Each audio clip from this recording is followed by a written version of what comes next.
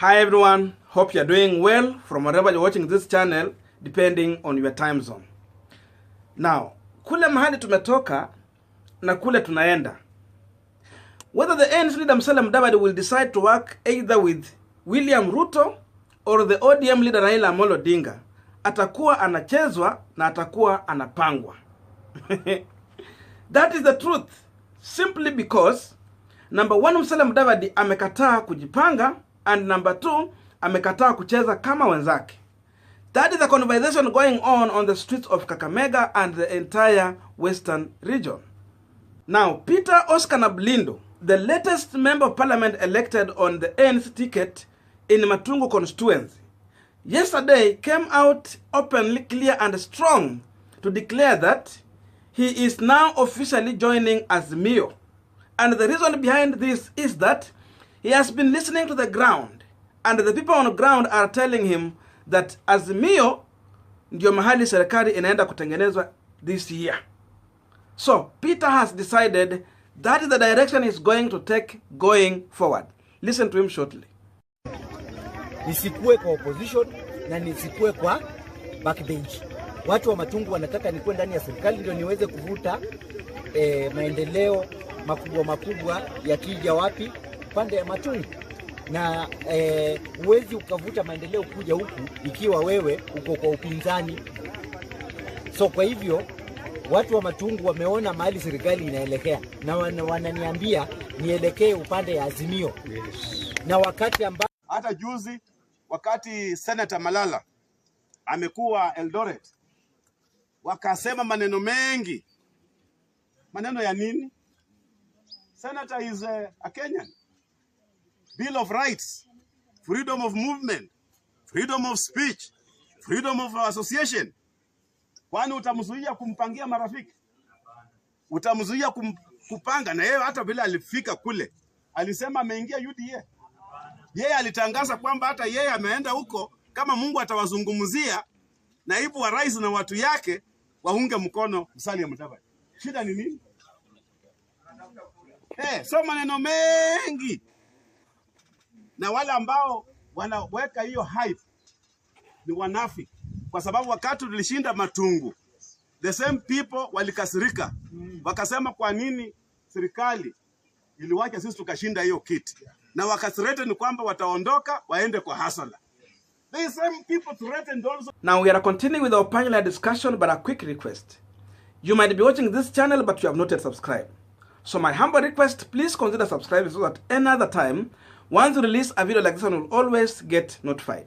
Again, to all our channel subscribers and anyone who drop comment, I must say thank you so much for your unconditional support. Again, I'm requesting you to give this video thumbs up so that YouTube will recommend our video to more viewers. Back to our discussion.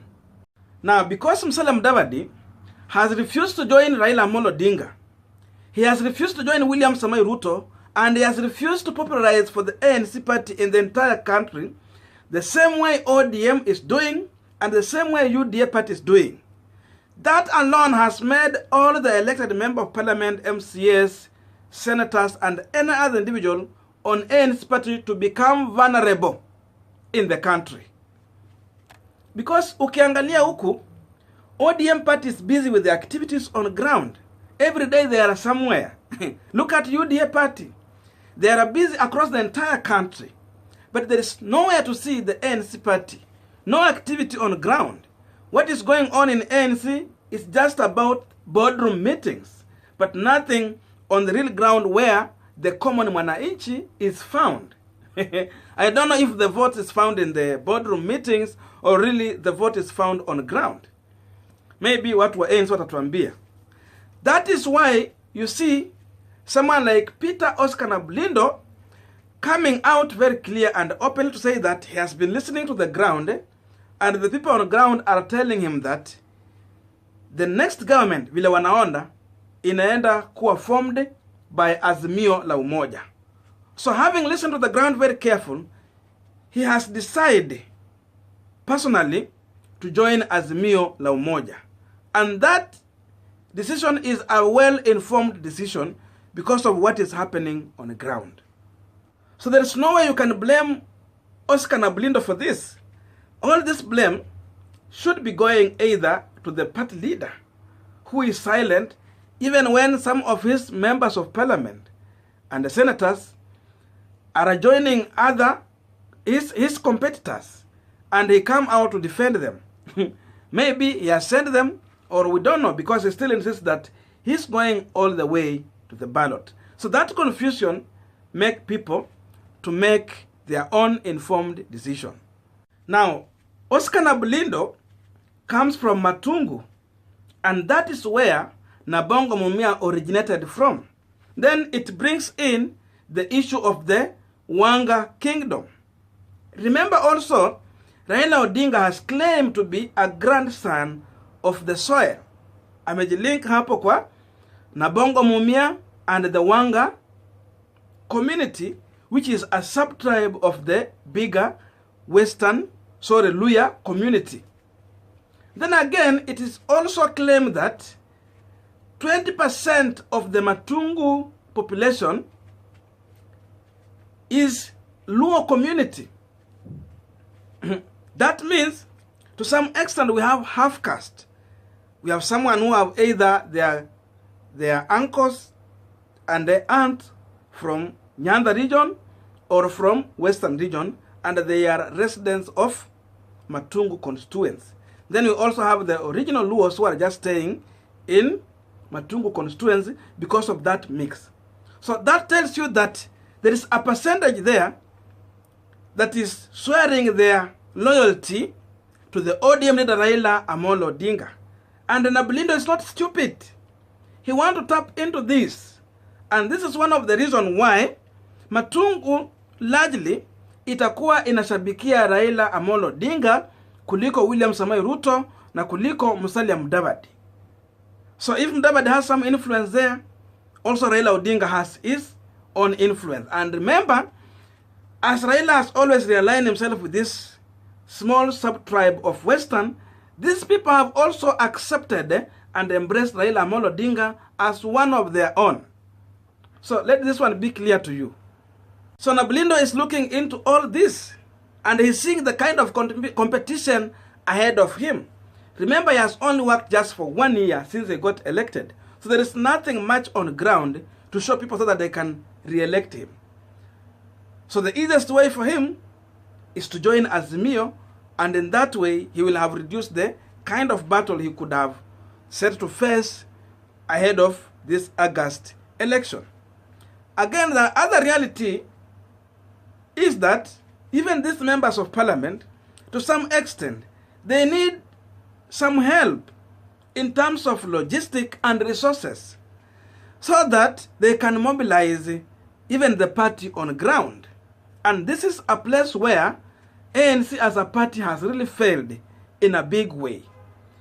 You can't see ANC activity serious on ground. They don't even help the members of parliament. Mudavadi hatoi kitu apea wabunge to mobilize for the party. There's no logistic to help them even move around the sub-counties. So in that way, these members of parliament feel that they are becoming vulnerable. And at the same time, you find someone who tries to do his own activities on ground, i.e. Senator Cleophas Malala. You find Musalia Mudavadi's competitor is the one funding these ANC leaders. So what does that one tells you? When you refuse to fund them, they look for another place where they will get help. Atwali is also coming with AZIMIO na Baba huku. Because Mudavadi is not playing, they now play him. Because now they will come and help these people with resources on the ground to mobilize for their candidates as long as they are campaigning for AZIMIO. So as long as Mudavadi will not play the ball, as long as he's not going to support, as long as he will not help with resources, his competitors are going to do that. And in that way, of course, the center is pulling. And these people will head to a direction where they see they will be helped. And in that way, they are going to have their interest taken care of. So in my view, I think the only people who can survive in ANC party, number one, this could be just the people who are very strong on ground and they can easily be re-elected even if they go on independent or even on their own. These are the only people who can survive in ANC's party. Then number two, those people who have their own resource, wale watu wako na deep pocket in ANC party. Those ones, they can fund their own activities on the ground, and in that way they can survive because they have their own resources. But if you are in ANC, you don't have your own resource, you are not that much strong on the ground, you are going to remain vulnerable because seemingly the party leader is not showing any interest, or the party itself is not showing any interest on how they're going to help their maybe aspirant to win the seat. And this does not happen even in ODM or UDA. To some extent, hao watu wakikosa pesa ya campaign, they normally go back to the party head office na wanauliza for help, and they are helped. So that is what is going to happen on the ground as we go forward. So the other group that is remaining, definitely they will be swear their allegiance and loyalty to Raila Odinga, and the other ones are heading to William Samoei Ruto. As all these things happen here, kuna jina ingine tunaweza tumia kama kweli sio kupangwa na kuchezwa, sababu Mudavadi amekataa kujipanga na amekataa kucheza kama wenzake. As simple as that. That's my view. I don't know what you think about this. I know there are other points I've left out. So let us meet in the comment section where you can also speak your mind so that we make this conversation more broadened to help other people to understand it even more better. You don't necessarily to agree with me. You can disagree, but constructive. Otherwise, let me say thank you so much for listening to me up to this far. May good God bless you and see you in our next video.